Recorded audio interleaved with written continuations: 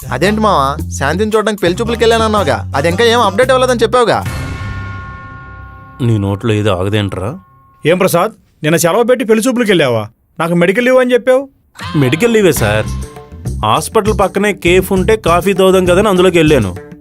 అక్కడ మా నాన్నగారు చెప్పానని ఎవరో అమ్మాయి వస్తే జస్ట్ మాట్లాడాను అంతే. దానికి ఇది పెళ్లి చూపులని పేరు పెట్టేస్తున్నాడు. ఇక్కడేమైనా టాటూ కనపడుతుందా? టాటూ ఏంటి సార్? అదే వీపీ అని ఇక్కడేమైనా పచ్చబొట్ట ఏం కనపడుతుందా? క్లియర్గా అంటే క్లియర్గా లేదని చెప్తున్నాను సార్. సీనియర్లకే సూపర్ సీనియర్ బ్యాచిలర్ని, బ్రహ్మచారుల సంఘానికి అధ్యక్షుడిని, నాకే అంతవరకు ఒకసారి కూడా రిబ్బన్ కట్ అవ్వలేదు. అది జగమెరిగిన సత్యం కదరా.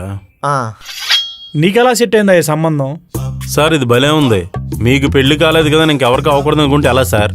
కాకూడదని కాదు, ఇంకెప్పటికీ కాదని. సార్ మాకు పెళ్ళి అవనివ్వండి, ఏ వితంతువునో చూసి మీకు పెళ్లి చేసేస్తాం.